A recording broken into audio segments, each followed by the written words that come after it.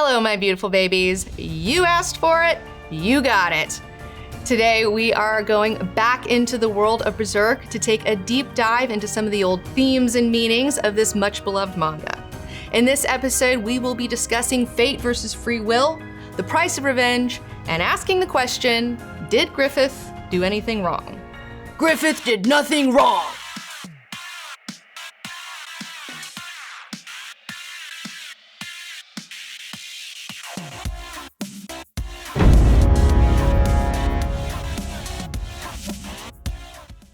As talked about in our last episode, Berserk is a dark medieval fantasy series written and illustrated by Kentaro Miura. It follows the story of Guts, a skilled mercenary who is seeking revenge against his former friend and leader Griffith, who has become a malevolent and powerful being known as Femto. Now be warned, this episode will be discussing the manga series, so there will be spoilers if you've only seen the animes. Yeah, spoilers on, fuckheads. By the way, Danika, I watched the Berserk anime since our last episode, and I gotta ask, were you high when you said the Golden Age arc movies were trash? Because the fucking 2016 series animation is the real dumpster fire here. Yeah, I totally apologize for that one. I am so sorry. The animation in the Golden Age arc movies is not that bad. There's a little bit of clunky CGI in the battle scenes, but overall, it's very pretty. And to be 100% honest with you guys, I had not seen the 2016 series until after I had shot that episode and was not aware of what it looked like. Oh man, I can't believe you actually watched the whole thing. I turned it off after like 10 seconds. Yeah, I stayed with it. It's not great to look at, but the music is good, and I really like the story. The Conviction arc and the Millennium Falcon arcs are really cool. Who cares? Nothing can top the Golden Age arc. That shit rules. So you really don't care about oncoming spoilers then? Spoil away, bitch. I'm ready. Just want to give you a final warning. Because if you haven't made it past the Golden Age arc, then you're missing out on so much action. You thought the war against the Tudor Empire was bad. Well, wait until you meet the Kushan. Middle Eastern invaders ruled by the demonic apostle Emperor Ganishka, who eventually transforms himself into a colossal eldritch horror. But no worries, because Femto has been reborn. That's right, a reincarnated Griffith reforms the Band of the Hawk and gathers an army of humans and demons that work together to overthrow the Kushan and destroy Ganeshka, whose epic demise merges the physical world with the astral plane. Meanwhile, our boy Guts finds new homies, obtains the fucked up magical berserker armor, and his party works together to kill an ancient Lovecraftian sea god while on their way to an elf island to try to restore Casca's mind. That sounds cool too, yeah.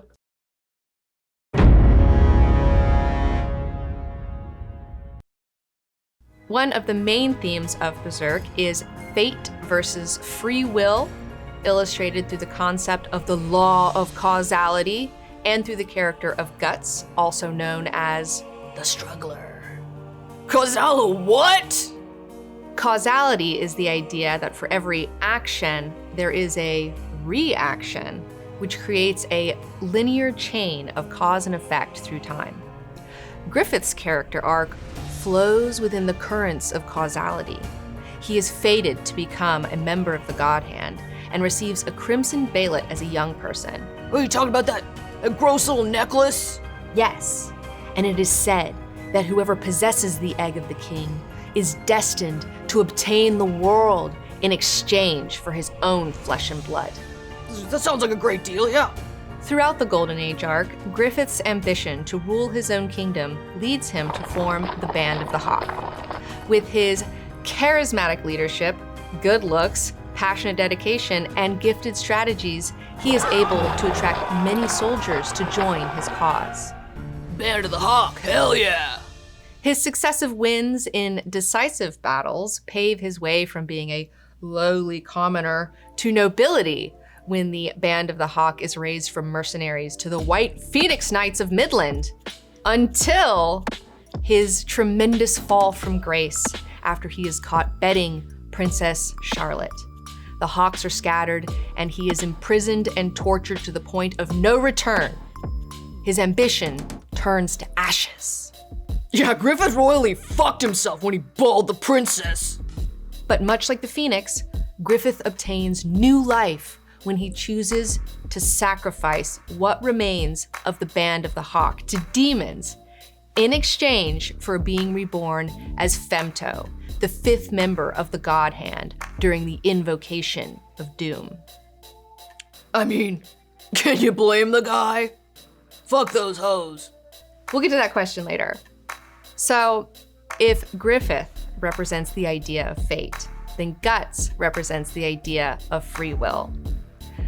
He and the rest of the Hawks receive the brand of sacrifice during the invocation, designating them as fodder for evil spirits.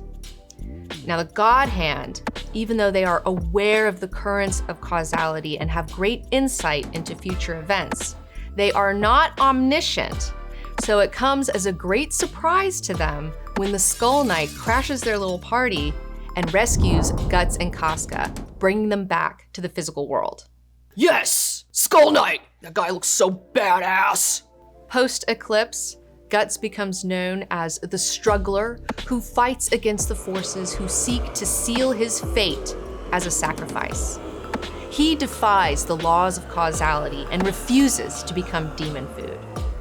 And this guy has been struggling since the day he was born. Yeah, that's for sure. Let's see here. Guts' mom was already dead when he was born. He was raised by a super shitty mercenary guy and forced to become a child soldier. Then he was pimped out by his fake dad and raped. Later, he had to kill his fake dad in self-defense.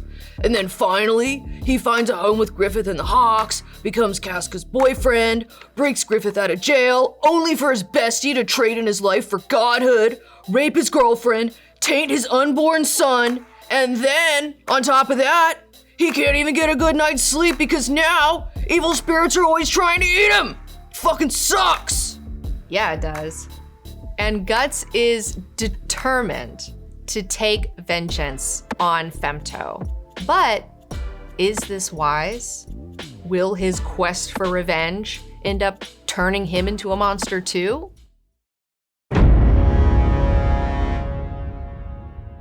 Griffith sacrificed him and all his homies and then raped his girl right in front of him. Like, what the fuck? What is he supposed to do? Forgive him? Yeah, right? Look, I get that, but I also think that it's really easy to get lost in the rage sauce.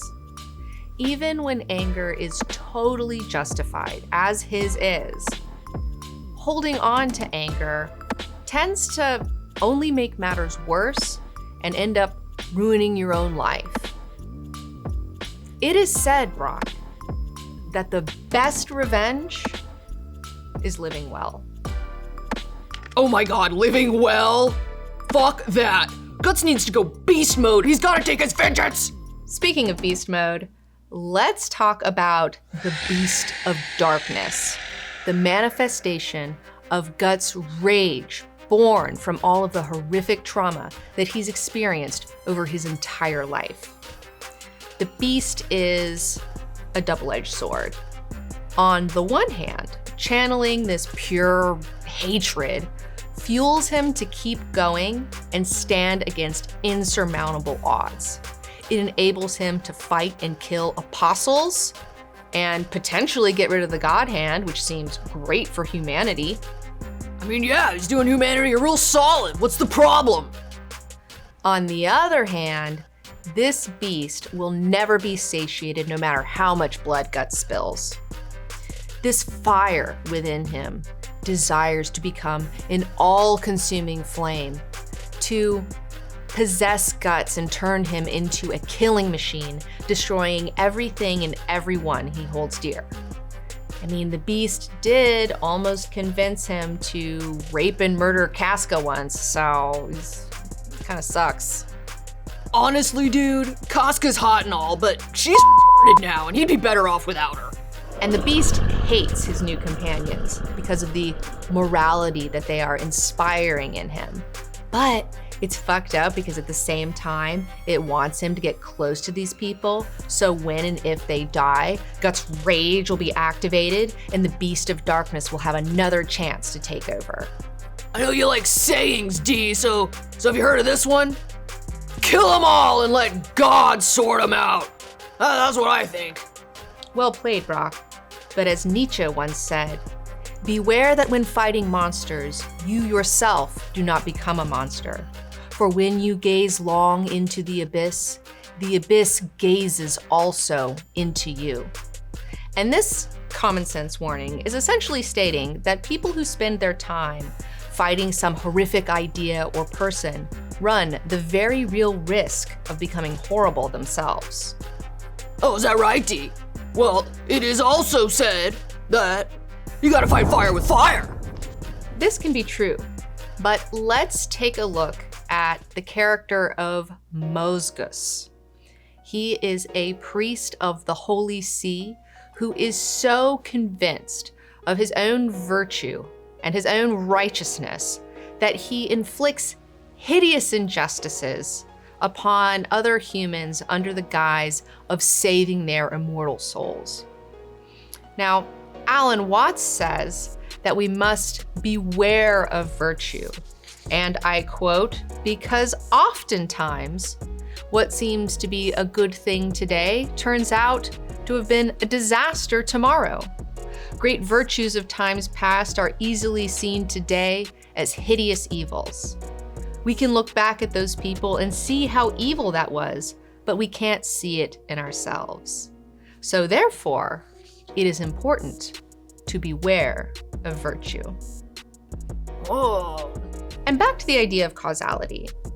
If free will is choosing an action in the present, and fate is the effect of past actions that influence what you will choose in the present, then does the use of free will in the past define the fate of the present? Are fate and free will two sides of the same coin, inexorably intertwined like Guts and Griffith?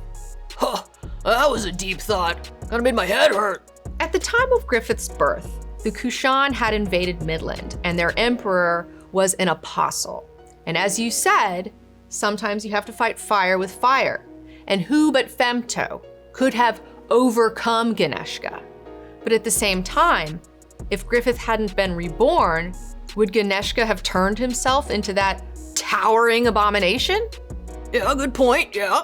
In Griffith's defeat of Ganeshka, the physical plane and the astral plane have now merged, and it is insinuated that the God Hand are now free to roam this world. And if this is true, what does this mean for humanity? Means you're probably gonna get eaten, that's what that means. But Griffith is getting demons and humans to live and work together for the first time. After Ganeshka fell, Falconia appeared, this shining utopian city where humans could go to escape the astral beings who are wreaking havoc all over the globe. So the big question is, will humans and demons continue to live together, or are humans being prepared as lambs to the slaughter? Oh yeah, they're definitely gonna get eaten. For sure. Will Griffith betray humanity and sacrifice his citizens like he did with the Band of the Hawk? Again, yes. But what motivation would he have to do that?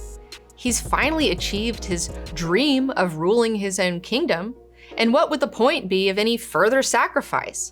And what did the God Hand have to gain from exterminating humanity? Look, they're demons, bro. They don't need a reason. And just how evil is Griffith? Sure, sacrificing the Band of the Hawk and raping Casca right in front of Guts and tainting their unborn fetus with his demon seed is pretty bad. But if Griffith is the Moonlight Boy, then he's been helping Guts and his friends at pivotal moments and saving them from disaster. So, what the fuck? What's a Moonlight Boy? What is that? What are you talking about? So, the Moonlight Boy is this weird little kid who keeps showing up at the full moon and saving Guts and his friends. And it is insinuated that this boy is the son of Guts and Casca had Griffith never tainted him and turned him into the demon child who was then eaten by that egg guy who gave rebirth to Griffith at the Tower of Conviction. Okay, that's a lot of weird shit, all right. Got it. And building on that, if Griffith is the avatar of fate, then this begs the question, did Griffith do anything wrong?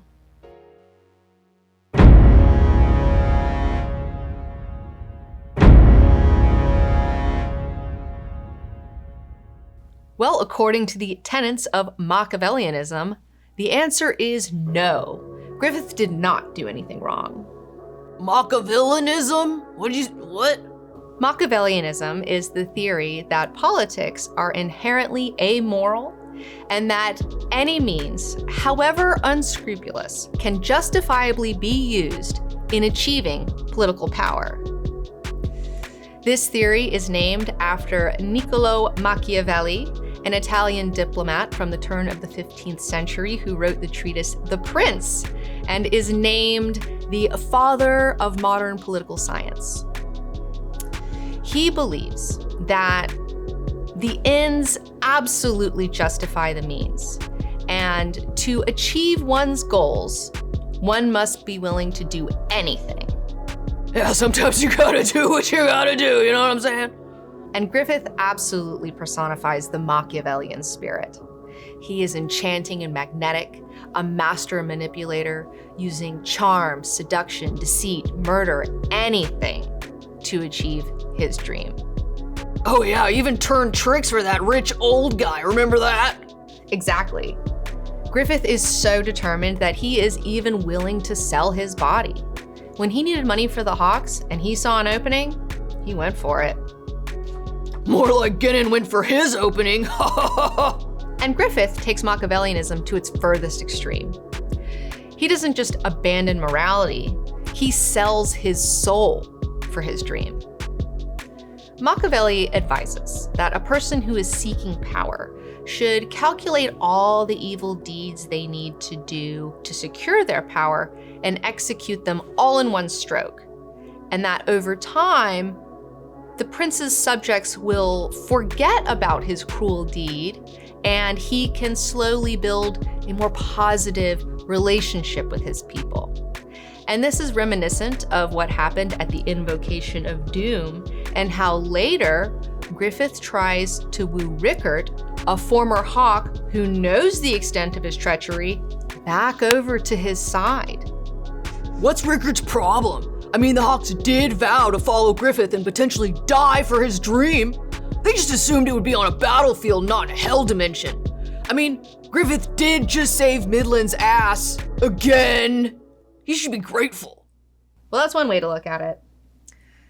The term Machiavellianism is also used to describe a personality trait that makes up one side of the Dark Triad. The Dark Triad, huh? That's what I call my dick and balls. The Dark Triad is a tool used by psychologists to describe 3 negative personality types: Machiavellianism, narcissism, and psychopathy. And even though these 3 things have traits in common, they are also distinctly different. Like what? While all 3 are manipulative, deceitful, and lack empathy, psychopaths tend to use physical threats to get what they want and are typified by reckless behavior and lack long-term planning skills, kind of like Ganeshka. Whereas narcissists are attention-seeking. They tend to be irrational, are subject to emotional outbursts, and have a need to justify themselves as moral so they can continue to see themselves as superior, like Mosgus. Oh yeah, that sounds like Berta, my ex. I think she must have been a narcissist. However, Machiavellians are the master manipulators of the 3. Unlike psychopaths, they are strategic and adept at using charm to get what they want.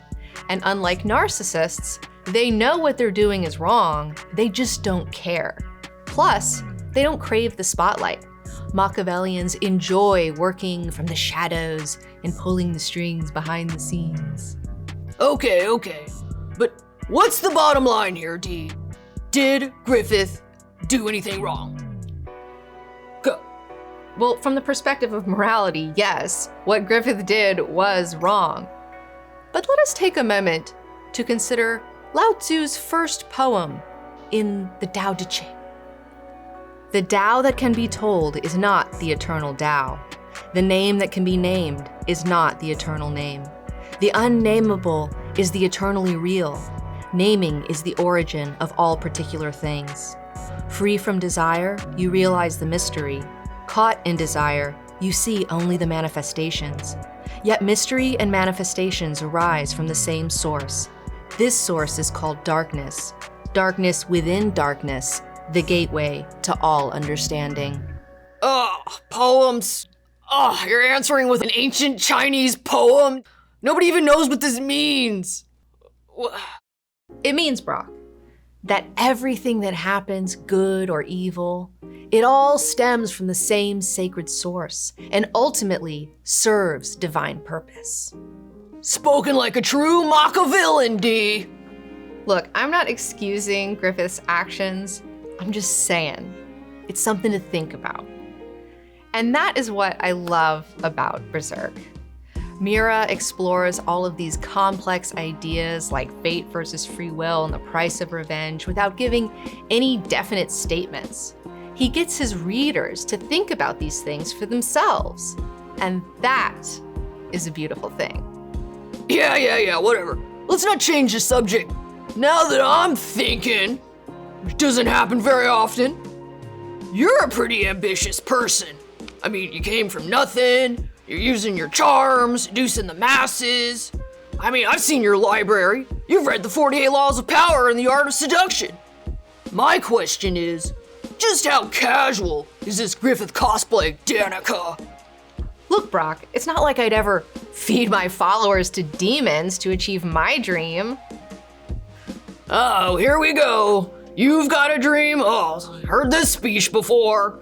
Yes, I have a dream. And my dream is to direct a full-length film. After 10 years of fighting in the trenches of YouTube, it's time to take it to the next level with Akira, the documentary. Oh my God, you can't direct a movie. And why not? I've already produced 3 hour-long epic history X-Men documentaries. I've created an 11-episode web series, Greater Creators, and garnered over 67 million views on YouTube.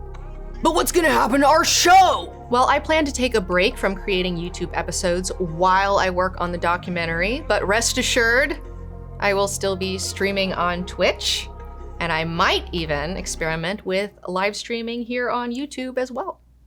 I hate to break it to you, Toots. You may have the looks, and you might, maybe, have the talent. But we don't have the money to make a movie. Making a movie is like going to war. It's dangerous and expensive. It's not for women. Okay, women can do it, and also, it is dangerous and expensive, but that is why I'm calling my banners. Calling your banners? That's right. I, Danika of House XIX, mother of Dune Club, and the Queen of 19, hereby call upon my Fremen warriors, my gamers, my geeks, and my OG stans. I call to my fellow weebs and e-girls, to my white knights and my trolls. Please, heed my prayer and support my quest to make Akira the documentary by pledging to my Kickstarter today. Oh, another Kickstarter? Yes, a Kickstarter. A Kickstarter reminiscent of my Kickstarter campaign of 2015, where you, the people, funded the next phase of my career and enabled me to work full-time on the Comic Book Girl 19 show. What about if you can't pull it off? Brock, have I ever failed to deliver? I've delivered on every pre-sale I've ever launched and on every contract I've ever signed. Plus, I have a secret weapon. What's your secret weapon? I have an executive producer. I'm teaming up with Mark Alameras, the CEO and showrunner at Mobion. He is a fan of Akira and really understands the property, knows how to get shit done, and has connections both here and in Japan. With his guidance and insight, we will create a killer documentary featuring interviews from people like Eisner Award-winning comic book artist and fellow YouTuber Ed Piskor, as well as Mike Holler, the producer who brought Akira over to America, Joe the Peacock, an Akira expert who amassed the largest collection of art from the movie, and many, many more. Okay, so what's your movie about? Akira the documentary is a love letter where we explore what makes Akira such a special and unique work of art. We'll be discussing how this film came to be, spotlighting the work of its creator, Katsuhiro Otomo, and discussing the army of people who helped give birth to this epic beast. We're talking about the huge cultural impact of this landmark film, its enduring influence, and the mind-blowing techniques that brought this hand-drawn animated movie to life. Oh, that sounds cool. Akira is pretty fucking badass. That's it for today. Thank you for watching, and don't forget to pledge to my Kickstarter, subscribe to this channel, like this video, leave a comment below, and ring that bell. And we will be back later this month with Berserk Breakdown Part 2, where we will be discussing the real-world occult influences in this series. Fuck yeah!